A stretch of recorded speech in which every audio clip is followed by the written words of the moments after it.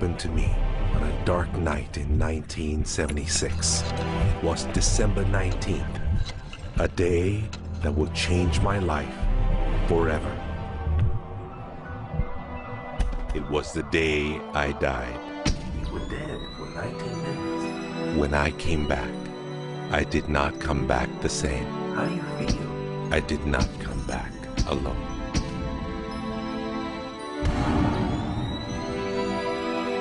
What seemed like days passed in 19 minutes. And over the course of the next few years, I began to remember the greatest mysteries revealed to me. Anything is possible.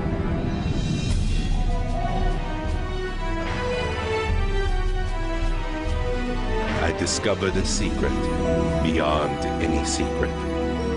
The sum of all secrets. My eyes have seen the sun. You have seen nothing. It's out there. I will find it. You will find nothing. It's like Solomon's gold.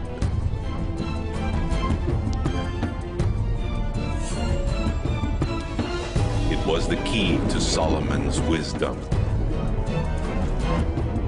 The secrets of the Knights Templar and of the Freemasons. He must be stopped. Courage, my dear boy. Be strong, be brave.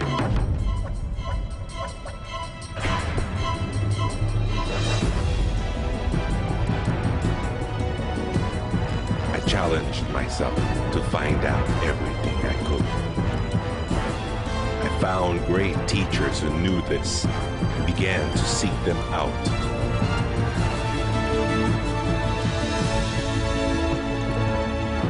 اسأل أؤمن واسمع.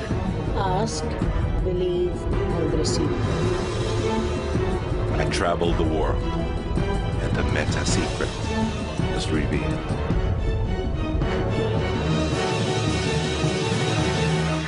Time has come. I became a messenger to deliver all that was made known to me.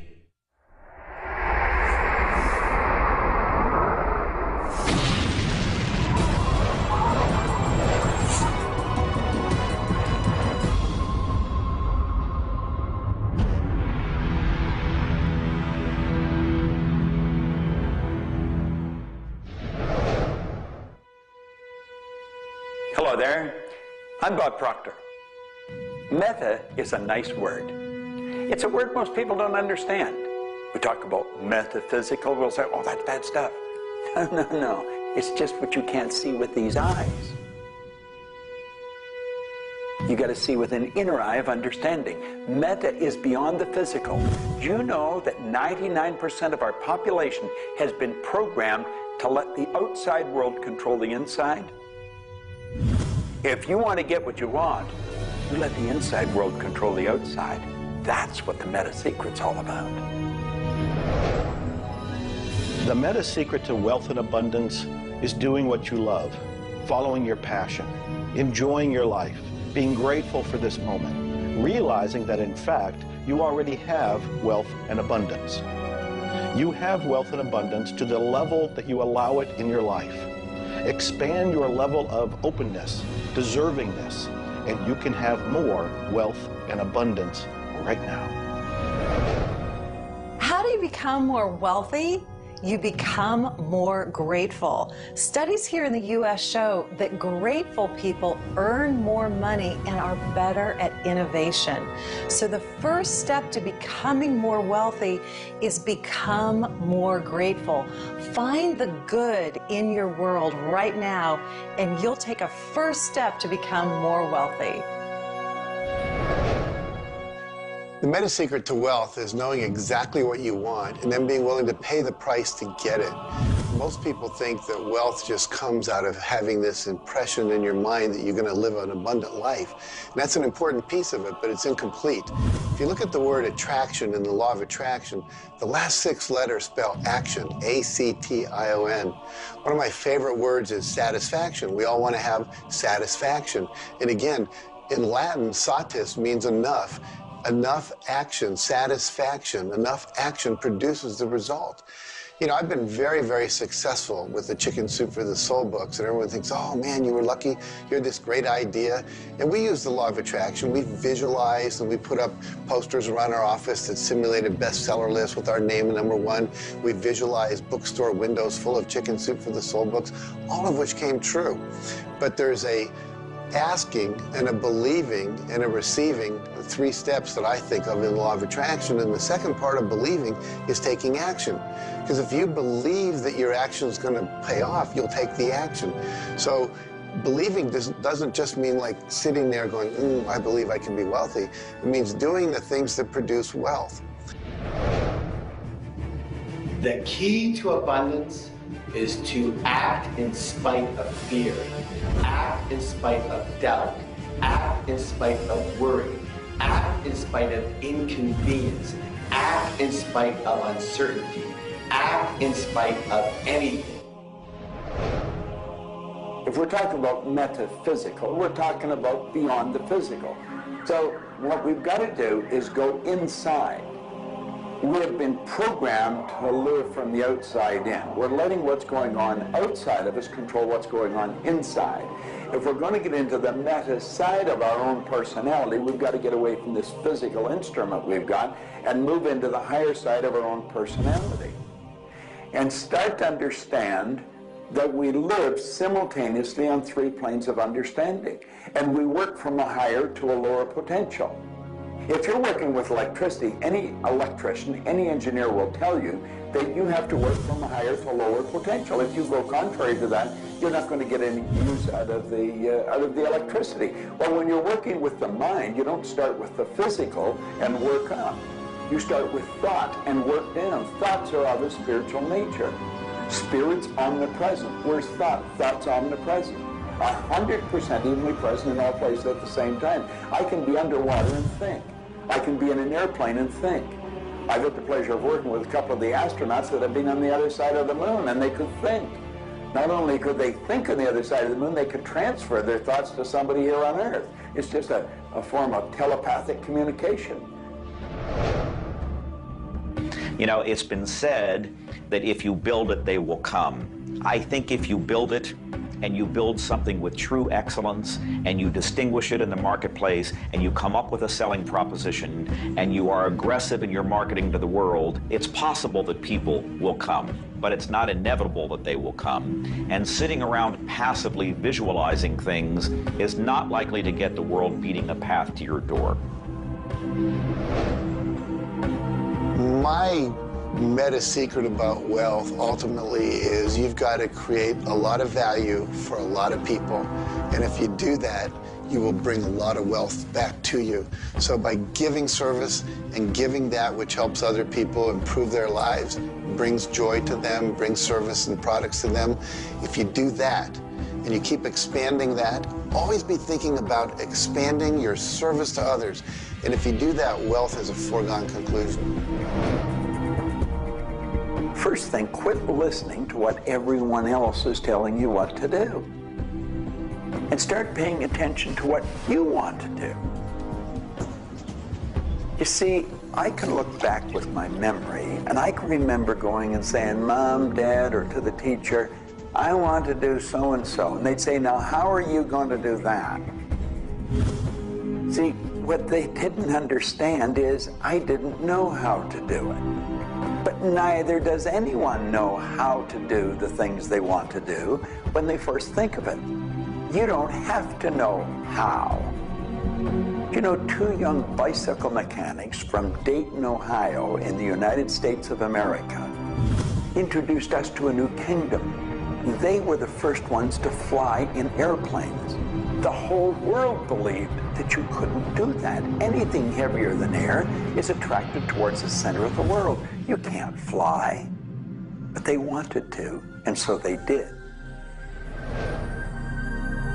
Well, clarity to me is a very different concept than I think a lot of people. The first thing I want to know is, what do you think you're trying to accomplish? The next thing I want to know is, why are you trying to accomplish it? The next thing I want to know is, if you accomplish it, what do you really think is going to happen in your life?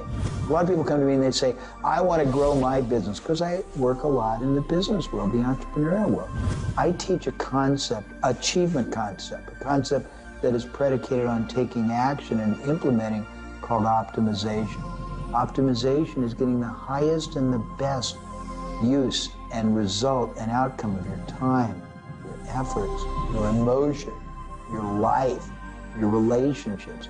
But you can't begin, and this is where a lot of people, I think, really fall down. You can't begin to optimize until you take the time to observe, examine, and identify not all, but the scope of options and alternatives and other possibilities available to you, number one, to achieve the goal, and number two, as an alternative goal.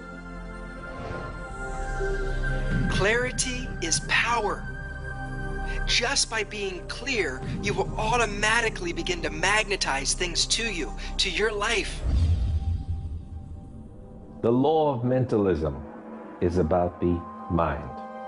Everything that we have ever created, everything that has ever existed first in the mind.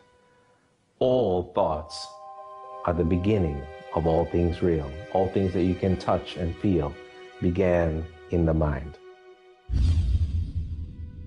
So if you want to be wealthy, you've got to decide what wealth is to you. Define it. What does it mean? How much money do you have to have? For me, financial independence meant having $30 million producing income, which allows me the lifestyle I want without having to work. And so I've achieved that. But I knew exactly what I wanted because I looked at what it would cost me to live my lifestyle. Most people don't know their net worth. They don't know their income levels of what would be required to produce what they want. They say they want to own a yacht, but they don't know what a yacht costs. They don't know what it costs for the slippage fee. They don't know what it costs to maintain a yacht. So go out and create your ideal lifestyle and then figure out exactly what it would cost to live it, and then set that number as the number you want to achieve. Then believe you can achieve it. Visualize it every single day. Take action when the action comes.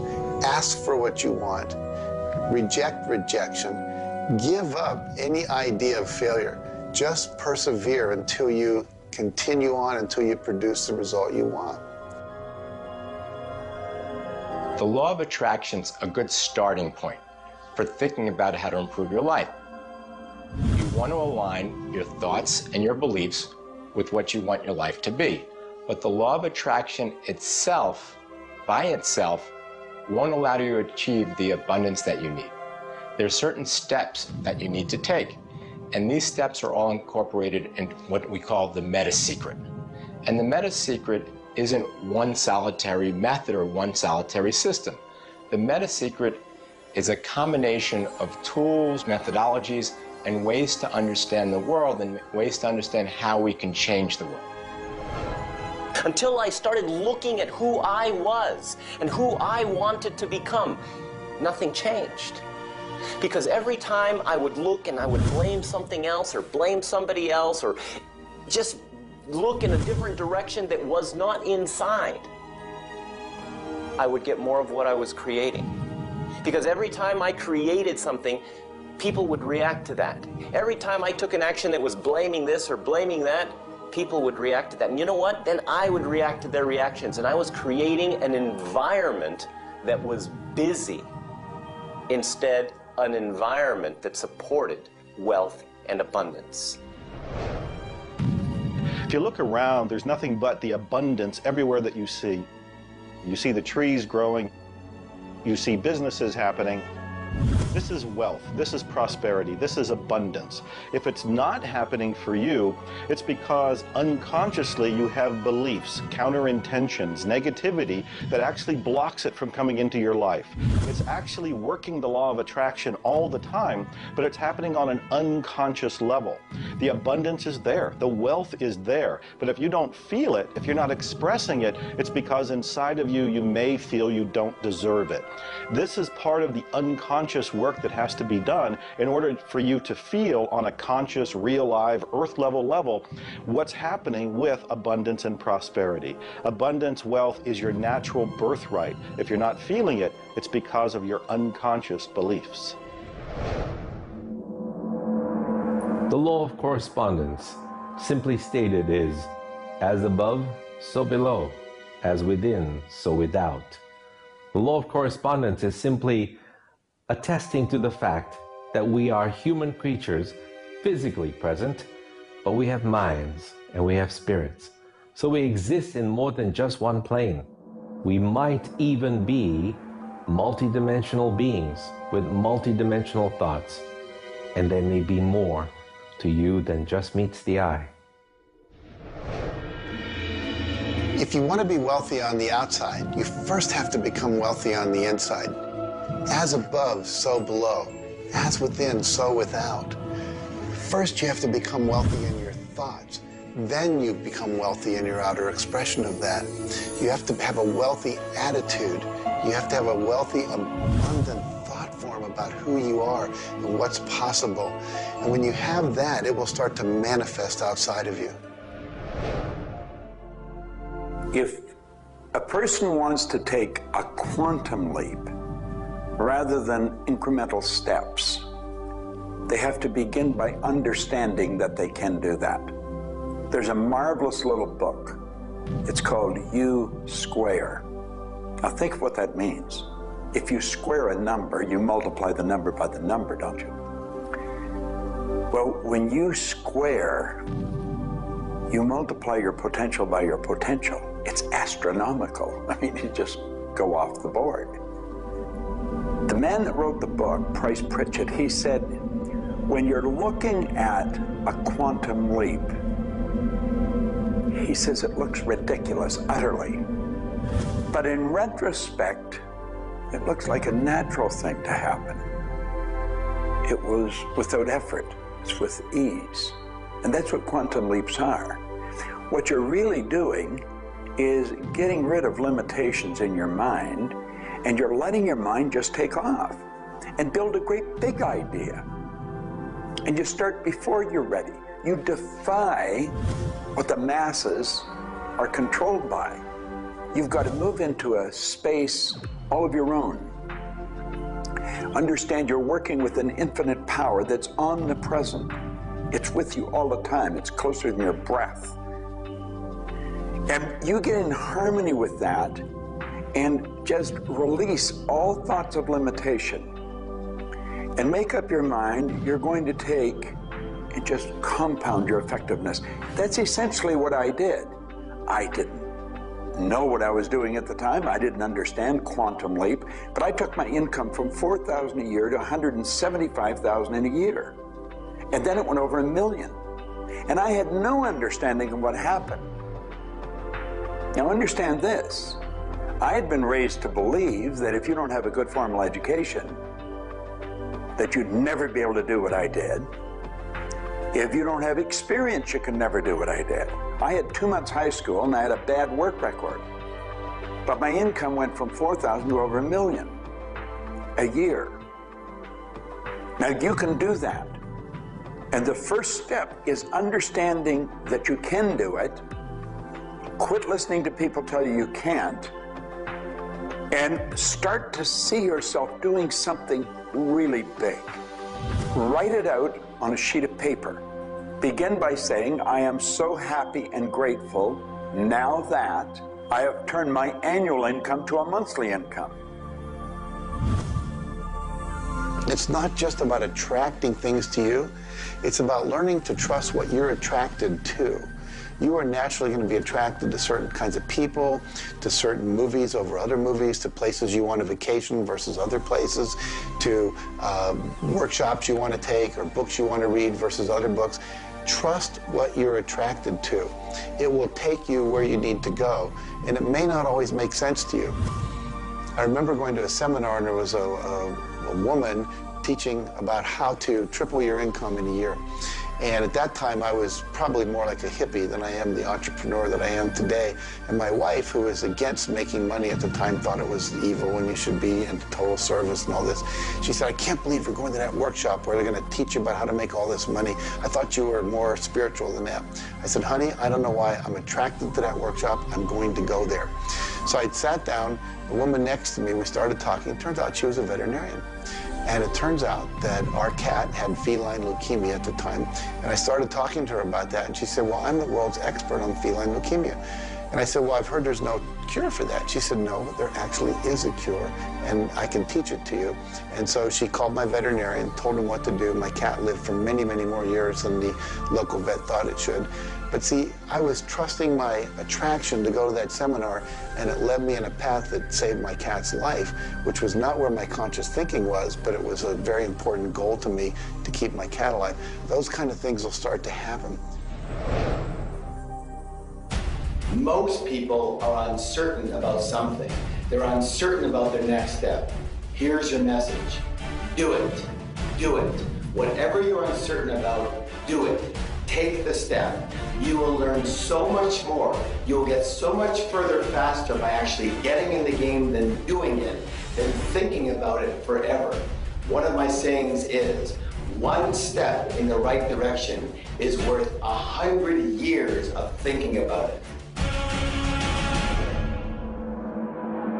The law of correspondence, the law of mentalism, and the law of vibration all combine to help you understand that the notion of wealth is arbitrary. You're always wealthy in comparison to someone else. You choose a person to compare yourself with, or your wealth or your level of wealth with, and then you decide at that point to be happy with the situation or to be unhappy, and therefore change it. All of wealth is subjective. Understand this, and you understand that there's an ebb and a flow to your finances. The more comfortable you are with how you interact with the world, with the value you give in the world, with the service or the product that you give the world, then you begin to realize your place in the world. And by realizing this, you participate in the abundance that is all around you at every moment and at every time. It is all yours. From the beginning, it was yours. Until the end, it will always be yours.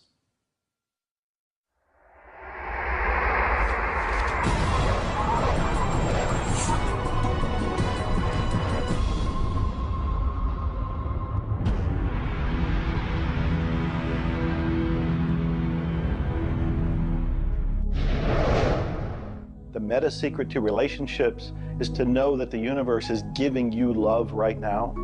When you give love to the universe, when you give love to another, you will receive love in turn. Love is the essence and nature of relationship.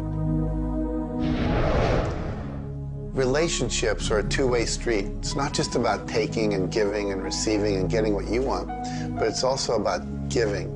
I like to say that each person should take 100% responsibility for the quality of the relationship. Because if you take 50-50, whenever it's not working, it's going to be their 50%. So if you take 100% and act as if everything in the relationship, you're creating it, and when it isn't exactly what you want it to be, say, how am I creating that? Take that curiosity and use it as a tool.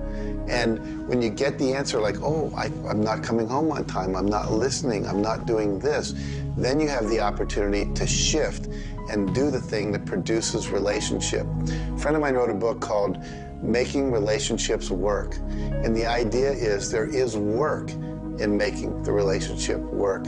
So be willing to do the work. Give as much as you get. The more you give, the more will come back. To have a better relationship with anyone in your life, first you begin by having a relationship with yourself. Treat yourself the way you would your very dearest friend.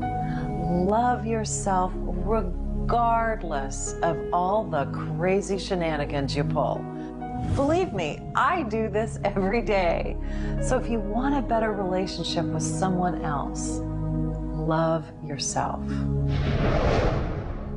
Relationships are part of what the universe is giving you as a gift. The first and most important relationship is the one with yourself. When you love yourself, you heal yourself. When you love yourself, you become a magnet that people want to hang around, and you begin to attract other people and new relationships. It's all based on love. It's all based on non-judgment. It's all based on total acceptance. The universe has a relationship with you right now, and the universe wants to give you more. Are you ready to accept it? The concept that I can't live without you is a tragic statement to me. The idea that I need somebody else to complete my life, I need somebody else or my life's not worthwhile is a very sad statement, and I think someone needs to take a good look at themselves when they say that. When you start to think that thought, stop for a second and realize life is full of stuff, and sometimes stuff is potholes, and sometimes stuff is bridges are out ahead, and sometimes there's a detour in life. I heard somebody once say that sometimes the most beautiful scenes in life are the ones we observe on a detour. Have you ever gone on a detour and realized that your life wouldn't have been the same if you hadn't taken that twist or that turn in your life? Next time stuff happens, take a look. Maybe there's something better right around the corner. The law of cause and effect tells us that there are no such thing as coincidences. Everything that happens in this world happens because of a reason. Someone, somewhere, created a cause. It may not be something you are aware of. It may not be something we can even begin to realize or see at this level. But at some level, someone, somewhere, or a group of people, or even us, may have created it. And so as a result, we see the effect. We see the effect around us. We see the effect everywhere on this planet. Everyone asks me, Jay, how in the world can I have a better, a happier, a richer, a more joyous relationship? And it's very simple. First thing is you got to slow down enough to be externally focused. It's all about them. The more interested and externally focused you are on the other person, the more extraordinary their experience will be, and the more naturally they'll reciprocate it. The second, and you're watching me, and I've got a serious side, and you know that, but you got to get in touch with your childlike sense of curiosity, of innocence. The third is you got to be in the here and now, and that's so trite and said so often, but being in the here and now means connecting deeply and being aware of what people are saying and looking at them and being responsive to their feedback and their mannerisms. And the last thing, and the easy thing, is to, again, as I said earlier, enjoy the process. We are so busy, so stressed in our life, trying to get from one thing to another, trying to multitask, that the greatest way to have wonderful relationships is to commit. Commit, not just the time, but your being, to being there, to connecting. For me, the meta secret to relationships is to be the person you're looking for. Whatever it is you're out there looking for, be that and give it away. If you're looking for someone who's loving and kind and compassionate and generous, you need to be loving, kind, and compassionate and generous. Whatever it is you want, you've got to be that and express that out into the universe. And whatever you express out is going to come back multiplied. The meta secret of relationships is for you to develop an identity that brings out the best in your partner and helping your partner to be the best that they can in order to bring out the best of who you are. Criticism seems to be a big problem. If you are really secure in yourself and somebody criticizes you, it isn't going to bother you. Now, if you're insecure and somebody criticizes you, it's really going to bother you. You see, 9 out of 10 times, the person that's criticizing you really wants to help you. They just haven't really learned how to communicate effectively. But let's not let somebody else's criticism or their way of helping us shake us. If we're solid in our own self, and we really understand ourselves, then we can handle it and it won't be any problem. If criticism really rattles your chain or rattles your cage or really upsets you, it's not the criticism that upsets you. It's not the other person's opinion that upsets you. It's how you react to it. And you see, if you were really solid within yourself, you would respond to it. You would thank them for it and say, but I really don't choose to do that. Or you'd say, well, thank you, that's probably a good idea, I'll try it. But they're not going to knock you off track. So it goes back to have a good, sound self-image, a good image of yourself. Maxwell Maltz wrote a beautiful book on that way back around 1960 called Psycho-Cybernetics. Psyche-cybernetics. Cybernetic is the communication mechanism in our mind. It's the image that we hold of ourselves. It's like a life-governing device. Well, you've got an image of you just same as I have an image of me. And our image controls how we walk, how we talk, how we dress, how we meet and greet people. And it also controls how we handle criticism when it comes our way. And it will come your way, just same as it comes to me and everybody. We want to be solid in our own belief about who we are and what we are. Let's really get to know ourselves. And then, rather than react, let's respond. It doesn't matter how they approach, whether they're diplomatic and trying to help us or whether they're trying to find fault. It won't really make any difference. We will listen to what they have to say, listen to it, and then we'll either accept it or reject it, but it isn't going to affect the relationship with the other person one bit. There is masculine and feminine in everything. Nothing is entirely masculine, nor is it entirely feminine. We have different aspects of yin and yang, of harshness and softness, different aspects of masculinity and femininity in everything. If you take a look at life and see it all as a combination, see how we are always living in combination, then you begin to realize and to also appreciate the law of gender. Relationships are about communion, taking our life and making it sacred through connection with another human being. So communion and making sacred is what relationship is all about.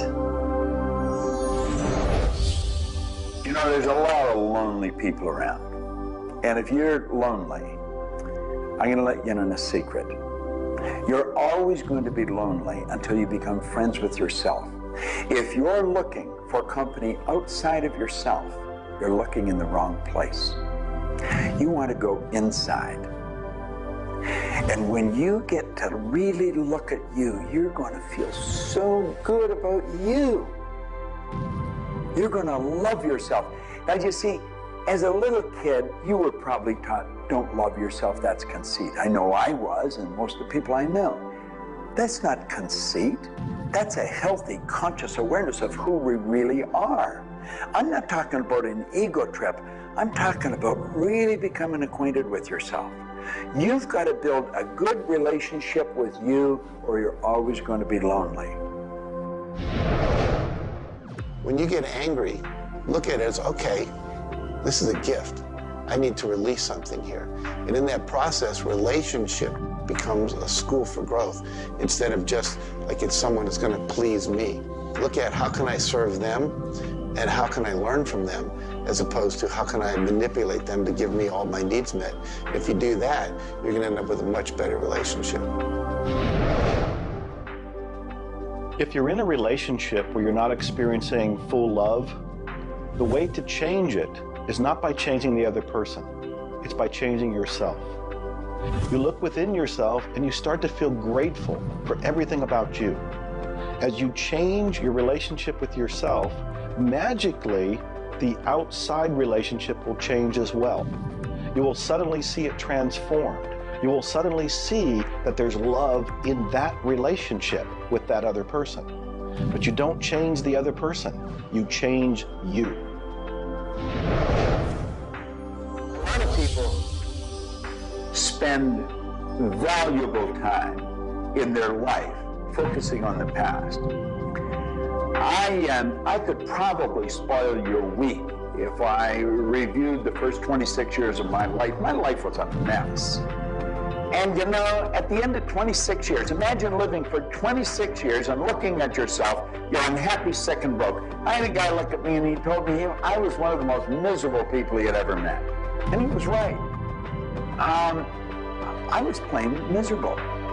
He said, you're always sick. I didn't have a terminal illness or anything, but I was always backache, headache or something, and I was always broke. He said, why don't you change it? Well, as long as I kept focusing on what led me to this point, which was a bad trip, I was going to create more of the same. And he said, let it go. Forgive it.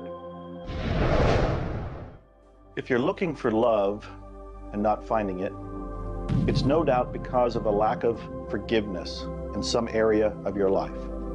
This is true for all of us. You want to look in your life, look at your past, look at all of your relationships, and ask yourself, where have I not forgiven? Myself, my parents, my siblings, my neighbors, my relatives, my business partners, where have I not forgiven? When you go and forgive, you release the energy that allows the law of attraction to bring new love and new relationships into your life. How do you do this? You look and ask yourself, where have I not forgiven somebody? Somebody's going to come to mind. It could be you. The second thing you do is say, can I forgive them? Can I forgive myself? Whether you say yes or no, you move to the third part of this, and you start to wonder, what made that person act the way they did at that point?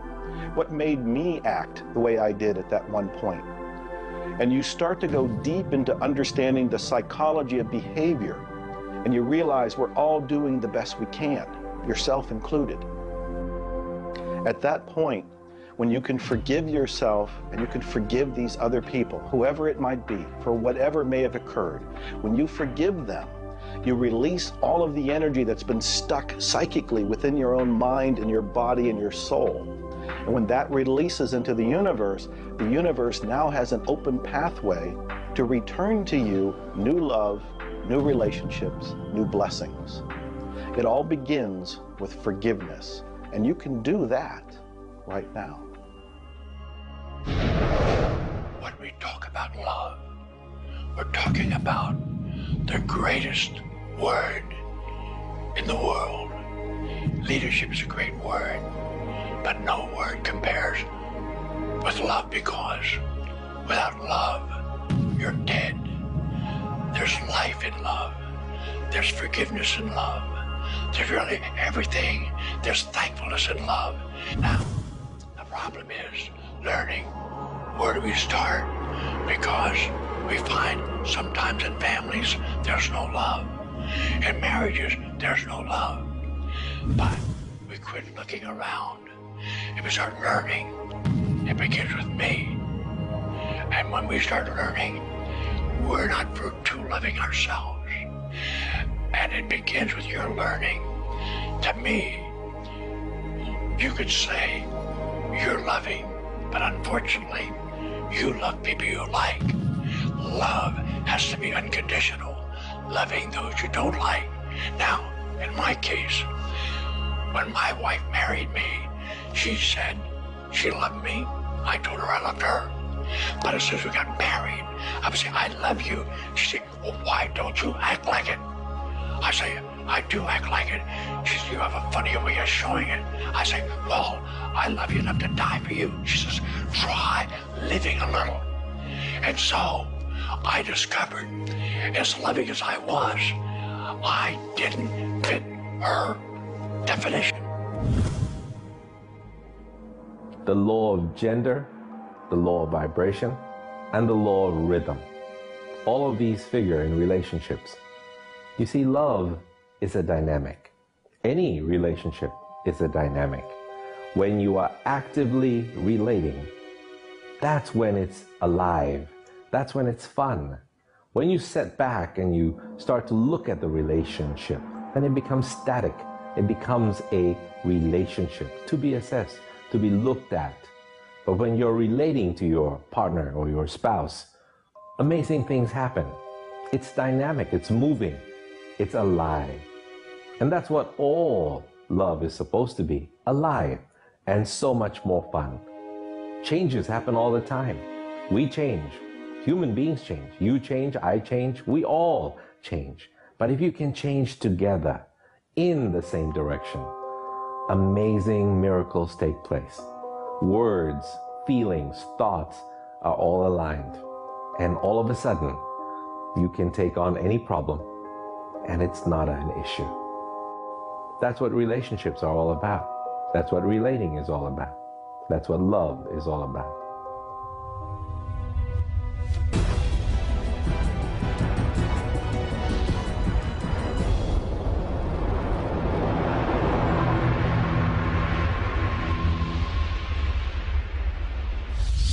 はじめに言葉劇すなわち、クリエイターなるものはやはり言葉振動を用いて全てを設計されたんではないかと思うんですね。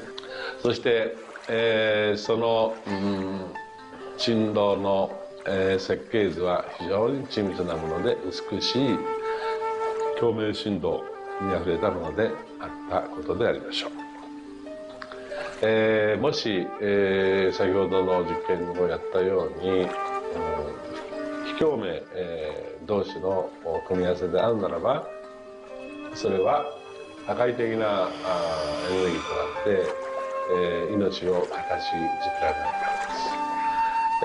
私たちの体は最終的にクリエイターの、いろいろな、試行錯誤によってだんだんこう単純なものから、微生物だとか海の中のものとかそういうものから小動物始まって複雑なものになっていって、最後の芸術作品として、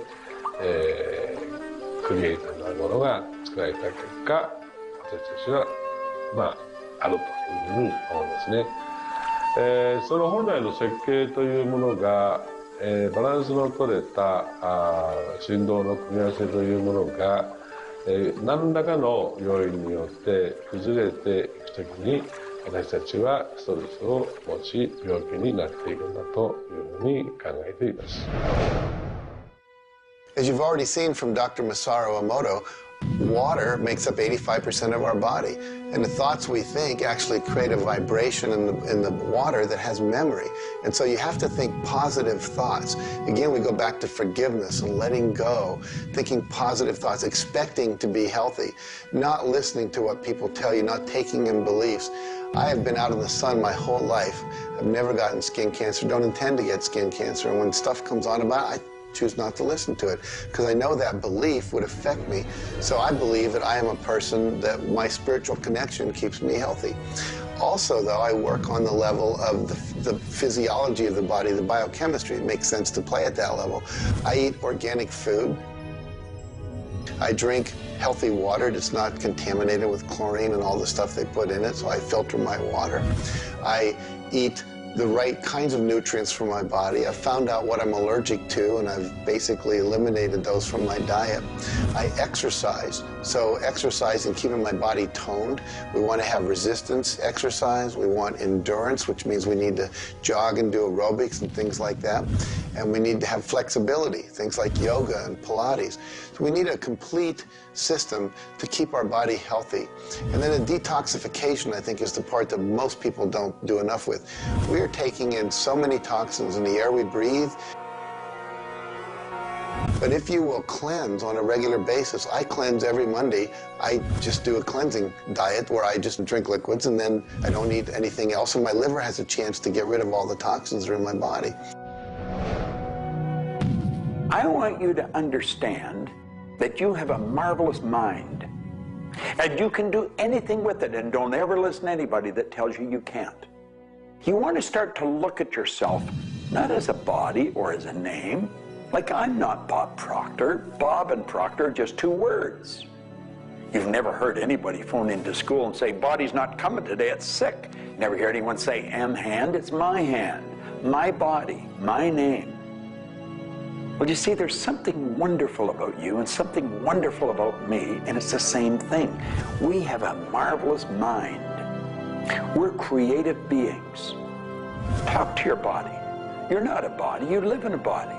Now, this may sound silly because maybe nobody's ever said this to you before, but go around just repeating maybe 1,000 times to yourself, I'm not a body, I live in a body. I'm not a body, I live in a body. I'm not a body, I live in a body. Then start telling your body to relax. The meta secret to great health is to feel good now. You do that with good thoughts, you do that with good food, you do that with plenty of sleep, you do that by doing what you love. That's the meta secret to great health. The meta secret to health is to honor your body. Listen to your body. Are you tired? Are you hungry? Are you thirsty? Do you need time to play? Have greater health. Honor your body. Health. Not just physical health, not just eating the right things and getting exercise, but let's talk about emotional health. This means doing what you love, loving what you do, looking forward each day, researching, helping other people, giving back. This is the meta secret to emotional health. To me, recognizing the divine component in us has a twofold effect. On the one hand, it's incredibly humbling because how many of us really live up to being godly? How many of us really maximize the God-given talents that we're given? How many of us really live lives of fulfilled potential? So on the one hand, it's kind of intimidating, but on the other hand, it's very inspiring.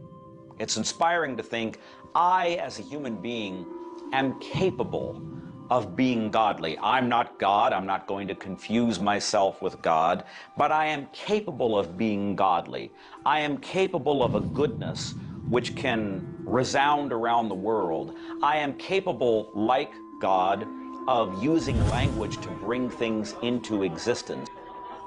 An architectural drawing is the languaging of a building into existence. A marriage contract is the languaging of a relationship into existence. Any sort of contract does that. A novel creates a world that may be more real to us than the so-called real world that we are living in. And being godly is both an obligation, which frankly I feel I fall vastly short of, but also an incredibly inspiring opportunity. And the ancient traditions, not only the one that I come from, but really all of them, teach us this. The law of rhythm is the very fabric of life itself. Rhythm is everywhere. Things are born and things die. We move into a season and we move out of a season. We go within and we go without. We change. Rhythms flow in our emotions as well. You cannot always be feeling happy. Sometimes you'll feel sad, you'll feel down, and then you'll come out of it. Whatever goes up must come down. You've heard the language. Rhythm is exactly that. And the minute you begin to realize that all of life is all about the law of rhythm, then you can flow easily in bad times and then have more fun in happy times. When you start to expect rhythms, know that if you're happy in one direction, you can also be unhappy in the other direction. The law of rhythm surrounds us, works with us, and if you master it, there's nothing you can't do. The meta secret to health and having amazing energy is the ability to look at your world from a perspective that, hey, things aren't always going to go your way, but you know what? As long as you always do your best, as long as you are focused on what you achieve and what you're trying to accomplish, then it's all going to work out. I think one of the most important keys is to recognize in life just about all the limitations that we have are self-imposed. To realize that is the greatest breakout, the greatest. I talk about staging jailbreaks in your life, breaking out of the mental prisons, getting over the walls of the self-imposed impossibilities in life. And it is remarkable what happens when you realize, take a look at what really is holding you back. And very often, almost all the time, it's you.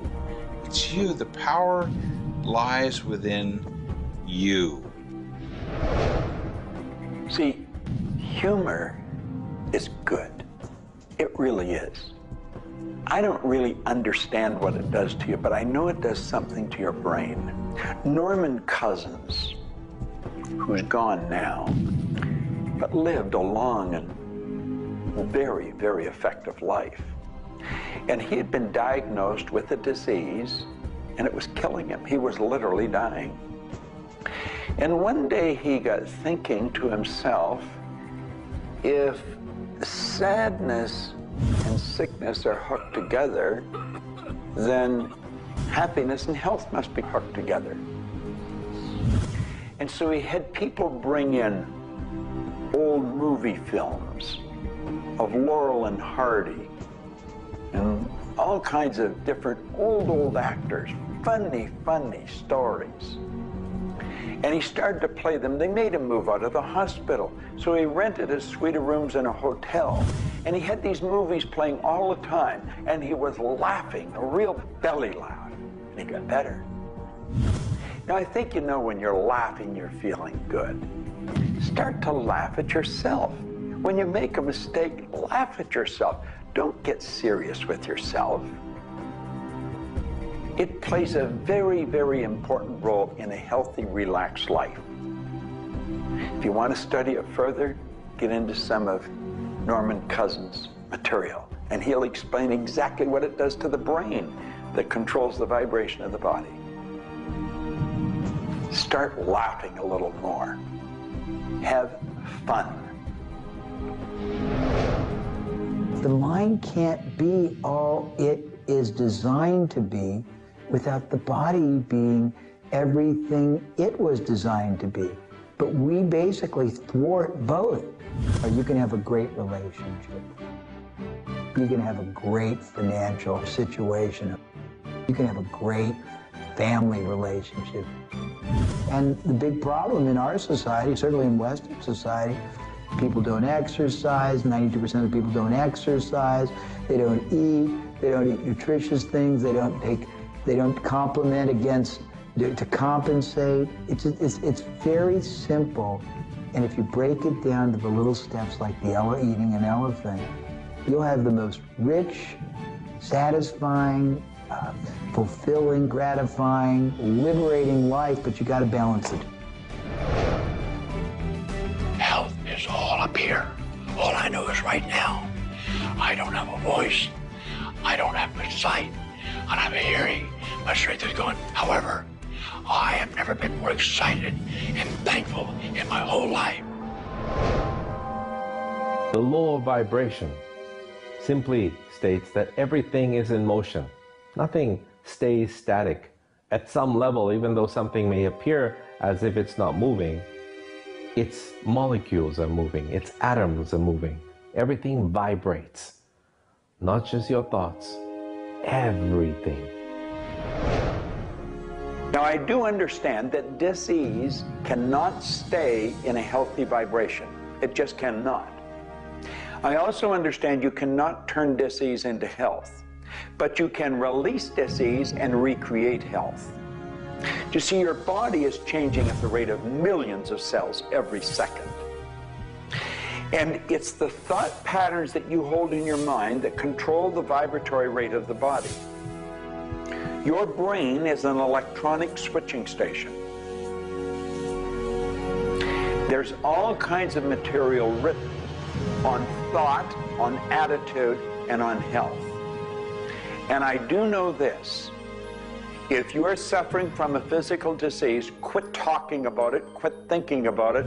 Go to a very competent medical doctor and follow that person's advice, because he or she will tell you what to do physically, but at the same time, instantly begin visualizing every molecule of your being in a harmony with the law of vibration. Now, I would have an affirmation that I would repeat. I am so happy and grateful now that every molecule of my being is vibrating in perfect harmony with God's laws. My body is getting healthier and stronger and more vibrant every minute of every day. And repeat that. Treat it like a mantra. I can't predict what's going to happen for you personally, but I do know that hundreds of people, if not thousands of people, have experienced healings and cures by beginning to change their thoughts about what's going on in their body. In my book, The Attractor Factor, I talk about a person who had cancer. She experienced the idea of forgiving everybody and everything in her life, and she went through the process of doing that, working with a coach. She then went back into the doctor's office. They opened her for surgery, and there was no cancer. It was gone. By forgiving everybody in her life, including herself, she transformed her body. She reached this place of healing and this place of peace. And as a result, she experienced a cure.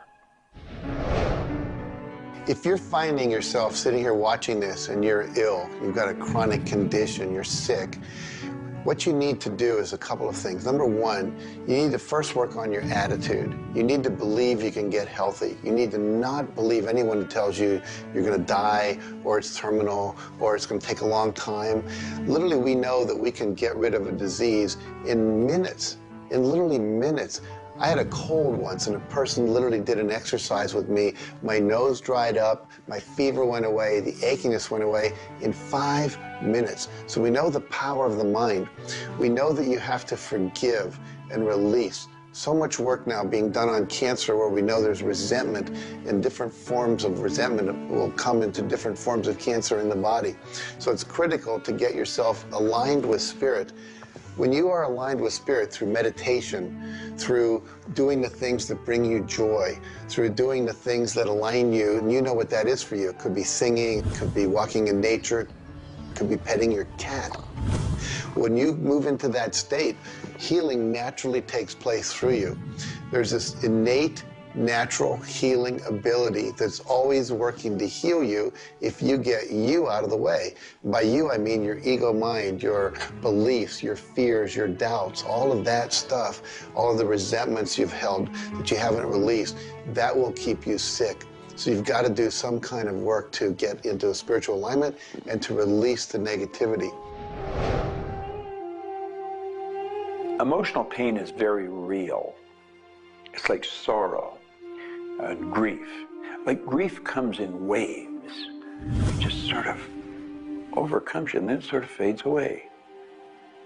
You could have experienced some traumatic situation, anything from rape to the loss of a loved one or being held up, where somebody invaded your privacy in some way or another. And it causes deep emotional pain. What we want to realize is that we are bringing that on ourselves. You say, well, wait a minute, you're not bringing it on yourself. No, but you're reliving the situation. We've got to separate ourselves from the incident, from the situation.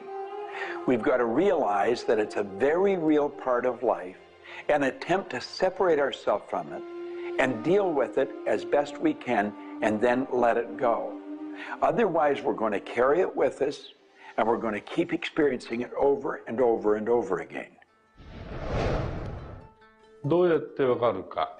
振動という、まずそもそもその水の結晶とは何かということになりますけどね。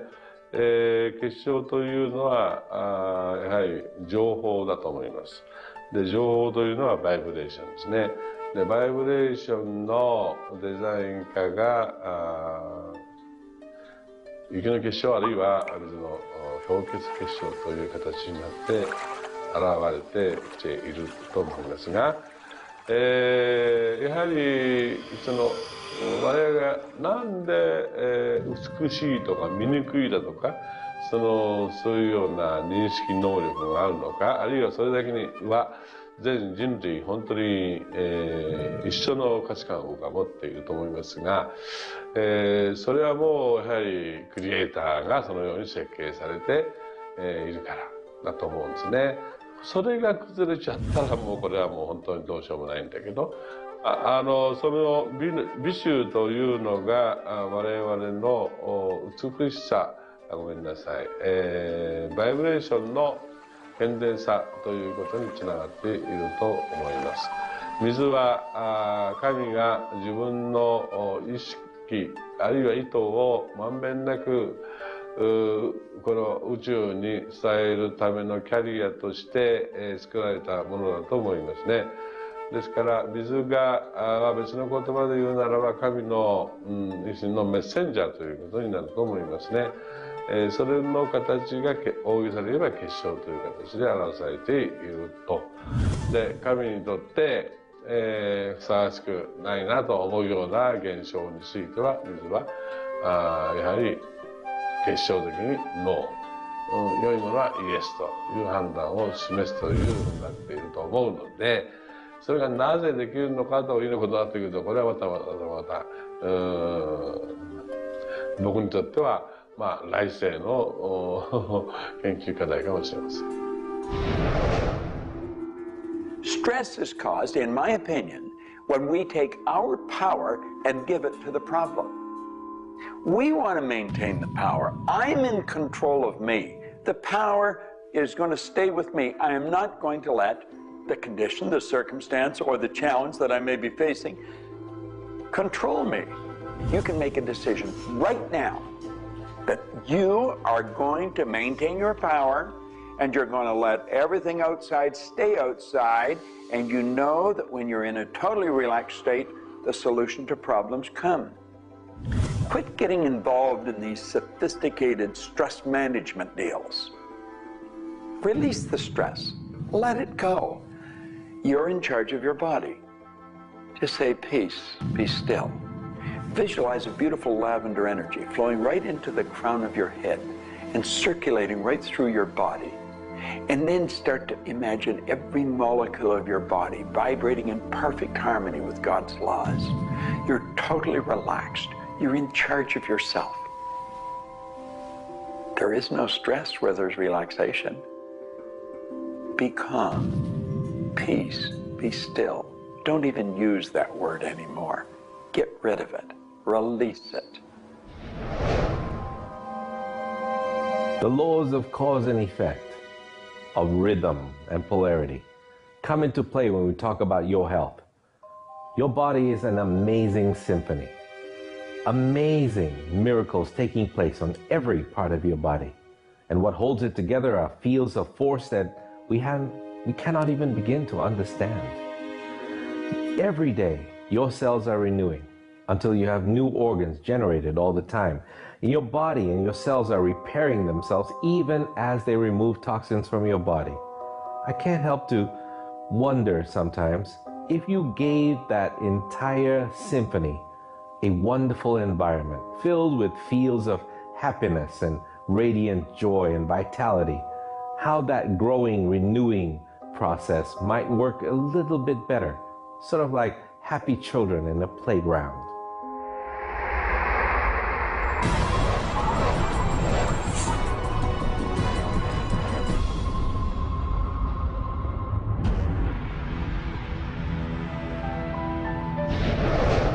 Here's the paradox of being human. Real happiness is only available in the moment. If you're brooding on the past or obsessed about the future, even if you're looking forward to something that could be magnificent in the future, it's not quite the same sort of anchored contentment that you get from really being in the moment. We human beings seem to be perpetually someplace else. That's kind of like one definition of the human predicament, the human condition. We are perpetually thinking about the past, the future, something to the right, something to the left, something else.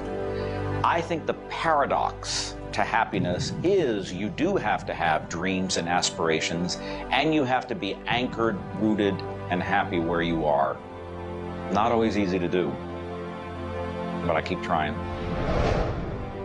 Happiness is a point of view. Am I happy? Yeah, I think I am. How can somebody always be sad? Of course we're sad when we lose somebody that we love, or that when the project we're working on so long doesn't work out. Temporary sadness is a very human condition. How can you be happy?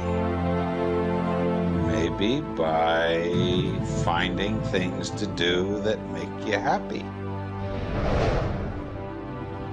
You see, if you're miserable, your mind is focused on the past. There's a method concept. Get you over any miserable concept in a heartbeat. Focus on right now. See, you're miserable because of something that happened that you didn't want to happen, or something she said or he said or they did. Forget it. It's in the past. And quit worrying about the future. Have you any idea the number of electrical charges must fly through your body for the simple object of writing your name? See, your brain is an electronic switching station, and you've got one. And you can activate brain cells. You can set up any vibration you want. If it's a negative vibration, you're going to be unhappy. If it's a positive one, you're going to be happy. Every brain cell is a positive and a negative pole. Everything that you look at is going to be impregnated into cells in your brain. Now, you're either going to look at the positive or the negative side of it. What side do you want to live in? I choose to look at the good side of a situation. Put yourself in a good vibration. Think of the blood in your body. Do you know it circulates through hundreds of miles of passageway every 33 seconds? It carries all the food in and all the garbage out. You've got more power in your little finger than you need to light up your home for the year. There's about 11 million kilowatt hours per pound of potential energy locked up in your body. And you're probably saying, I haven't got any energy. That's because you're miserable. Get out of it. Get over it. Focus on now.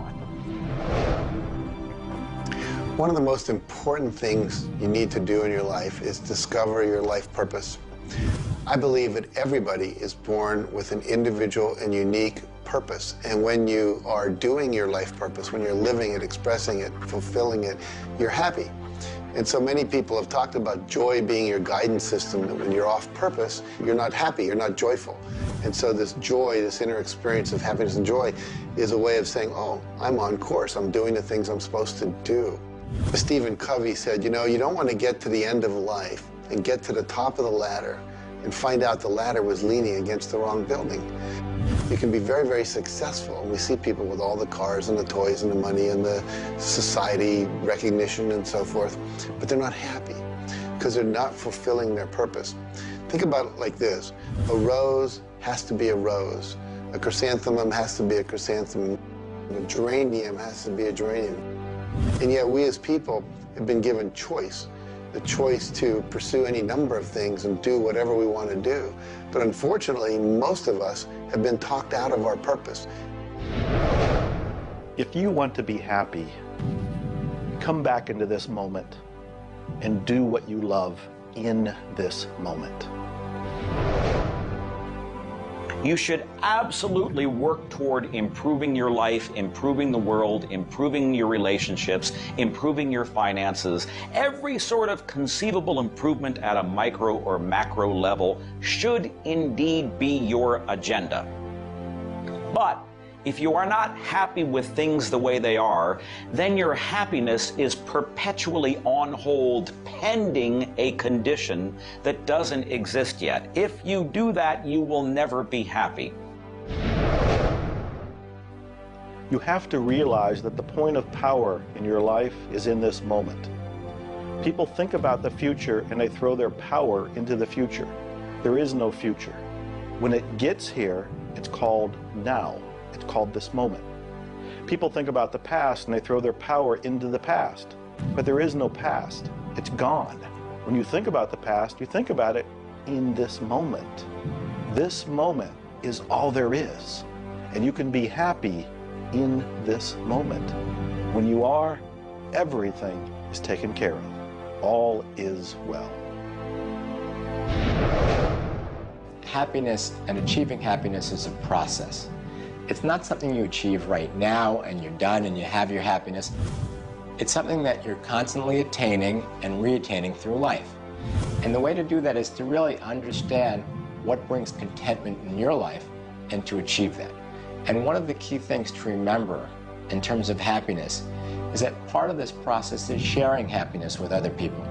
The more we share happiness and the more we teach other people how to bring happiness and fulfillment in their life, the more we'll be happy and fulfilled.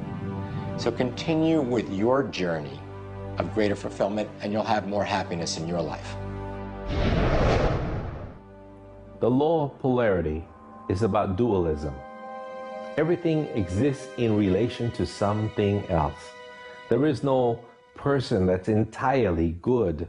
There is no person that's entirely bad. There is no entirely hot or entirely cold.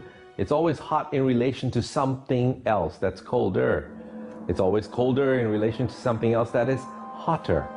We move in directions as opposed to moving in a static field.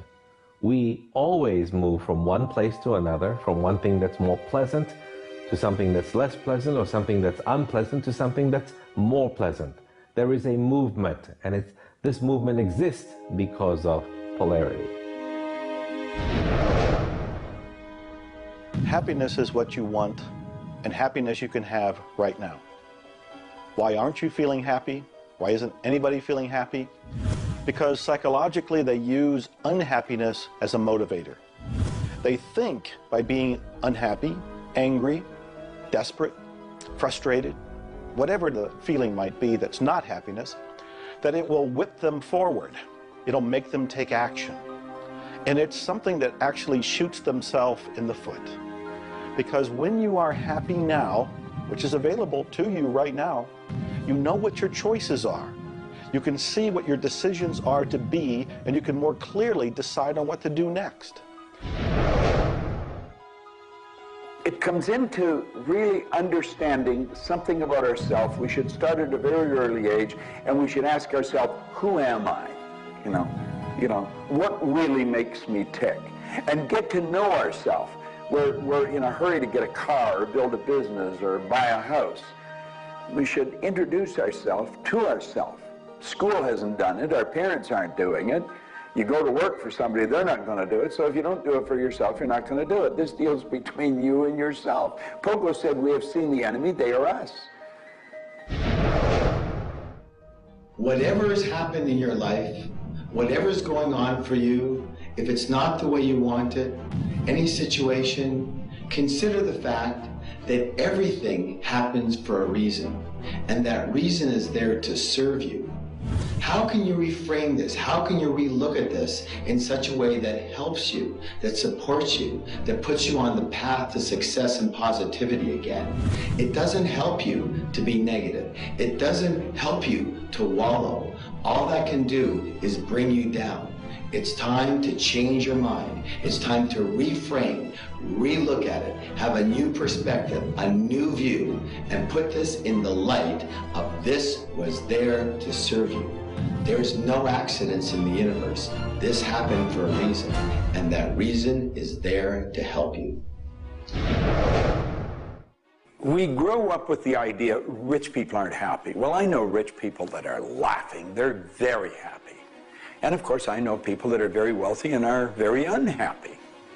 I remember Earl Nightingale one time saying, since it doesn't make any difference whether you're rich or not, if you're happy or not, you might as well be wealthy. And then if you're miserable, you can at least be miserable in comfort.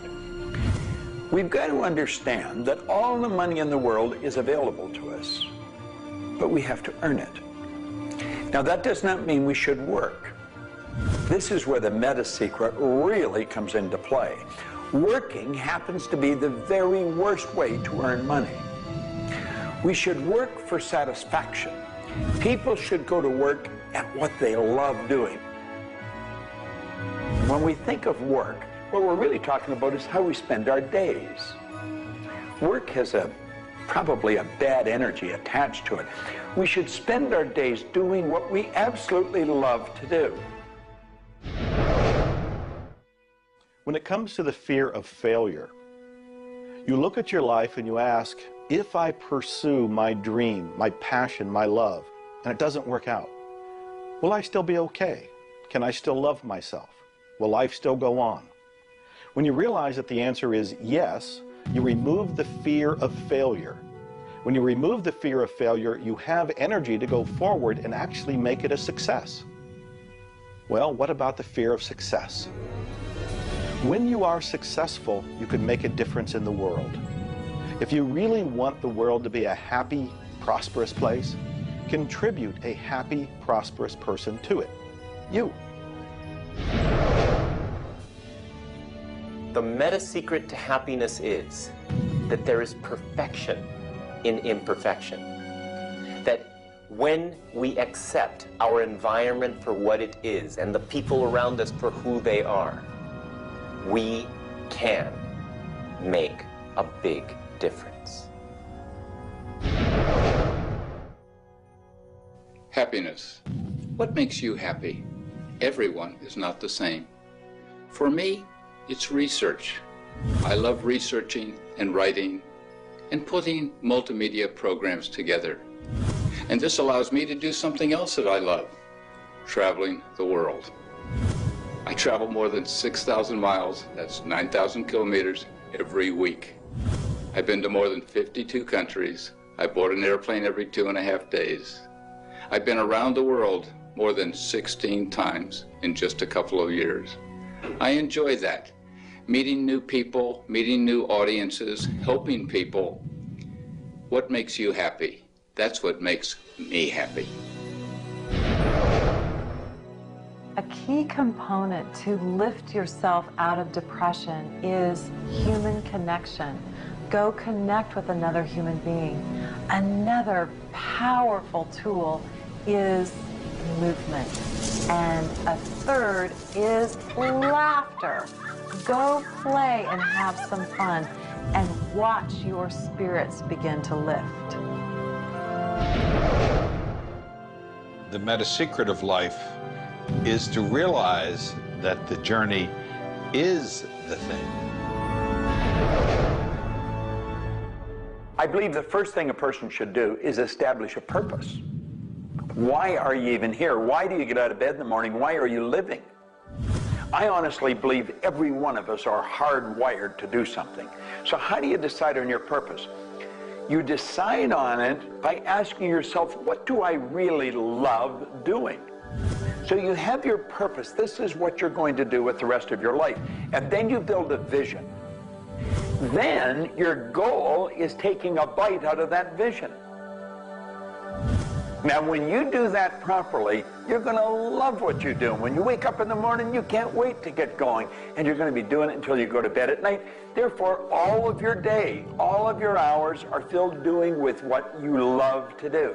That's called living. Everything else is dying. See, there's a basic law of life. It says create or disintegrate.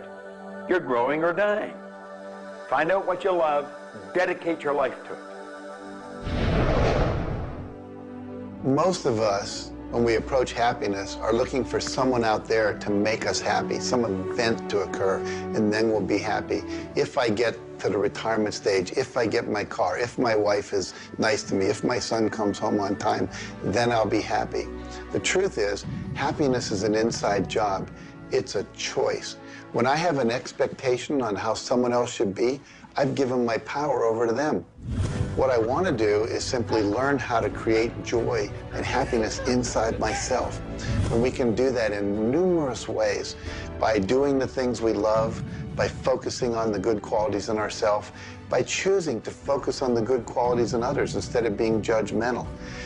Once we realize that happiness is an inside job, and I get to be as happy as I choose to be, not as happy as other people make me, the reality is I can move into a state of pretty much constant joy and bliss. Stuff happens. Life happens. And then you get to choose. Look, you have a mission to do. You have to find meaning in your life, and you have to share it with others. There's a whole world out there that is suffering, that is in survival. They are grieving and they are hurting. You and I can make a difference. You begin right now by looking at your life, no matter what's going on in your life right now, and you find the good in it, the positive in it, the growth-oriented reasons for whatever it happens to be. You find the good in it, and whatever is happening, you turn it into something positive. You turn it into something good, and you go and share it with the world. You will become an inspiration to others, People model other people's behavior, and that's how the world changes. You be that inspiration for success. You be the model for change. You be that person that has meaning in their life, and you will give meaning to yourself and others. It all begins with you. You have always had, you have at this moment, you will always have in the future, the power to achieve, to accomplish, to have anything and everything you want in the terms of monetary wealth, prosperity, in terms of health, in terms of happiness, relationships. However, it will never, ever occur until and unless and until after you first are clear on the specific goals. Number two, you are very clear on the action steps. Operative word is action steps you have to take. Number three, you have an action step-based plan, a strategy, and the steps are just the tactics. You implement it in a timely, regular, scheduled way. Number four, you monitor, you pulse, you really pay keen attention to your progress. And you adjust if it's not what you want, and you adjust higher if it's better than you want. And number five, you focus on other people's benefit. You don't be self-consumed. You do those five things, the world really is your oyster. You know, you find people that are quite comfortable with what's termed uncertainty. The truth is there isn't any uncertainty. There's only the law. And the law decrees that everything happens the way it's supposed to happen. If we build the image in our mind of what we want, and we're true to that image, that'll control the vibration we're in, that controls what we do, and it controls what we attract. Now, the problem is, we let that image get out of the way every now and then, and we're controlled by something outside. And that takes us off track. We've got to correct it and come back on track. But a person that has direction in their life, there's no uncertainty. There's only good stuff coming. It's stuff that's going to cause the image in our mind to move into form. And so we wake up every day wondering what part of it's going to show up today and where's it coming from and who's going to deliver it. Every day holds something really good for us. Alfred Adler, the great psychologist, said, "I am grateful to the idea that has used me." I love that. Get a big idea and understand that you're going to see it move into form, and that's just as certain as the night following the day, because that's governed by law too. The laws of correspondence, of vibration, polarity, and rhythm come into play when you talk about the meaning of life and happiness. We make our happiness dependent on what other people can do for us instead of what we can do for ourselves. You know, there's a concept they don't teach you in school. It's called enough. Sometimes what is enough for one person may not be that way for somebody else, and we want more. And when you want more, you're setting yourself up for disappointment, because not always will you get more. Sometimes you do, but it's not all the time. I don't know who told us on this planet that everything is going to go our way. Sometimes things will go your way, sometimes they won't. We've got to learn to accept this. That's the rhythm and the flow of life. All of life is filled with possibilities. And when you see possibilities, well, it allows you to accept failures as not final. Failures are learning lessons. The American Indians, the Hopi Indians in the Southwest, well, they have a belief. Every day they wake up and pray to the Great Spirit, and they say, "Oh, Great Spirit, allow us today, this day, to make 20 mistakes." You see, they believe that by making mistakes, by failing, you actually learn more. You add to this wonderful fountain of wisdom that is called you over a period of time. And if you don't fail, they say, you don't learn anything. So how many times have you failed? I know I have failed a lot. But over the course of the years, I also knew something that was different. And that was that I was responsible for my own happiness. I knew that there was laughter everywhere, but I also knew that if I wanted to participate, that laughter has to come from inside, not from outside. And that's the nature of spirit, and that's the nature of who you are, and that's the meta secret to everything possible. This is our home. We have nowhere else to go. Earth gives us everything we need to celebrate life. Everything you do will either hurt or heal our planet.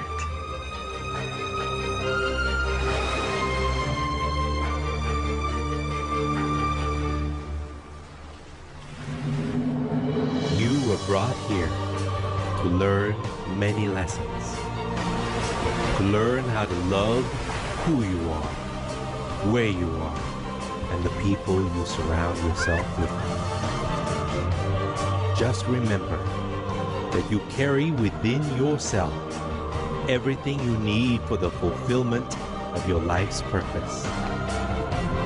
You are the sum of all of your experiences, all of your choices, and you are a work in progress. You deserve more happiness, more love, more joy, more abundance, and especially more fun. Life was never meant to be a struggle. You were meant to participate in this grand miracle called life. And as you begin to look all around you, start now to taste, smell, hear, and touch with your heart the abundance that surrounds you. You are indeed spectacular beings of light. So if you want to know the meta secret to life, to happiness, live more, love more, and laugh more. Change the stories in your head, and you can change the world. It's a short trip. Make it a good one.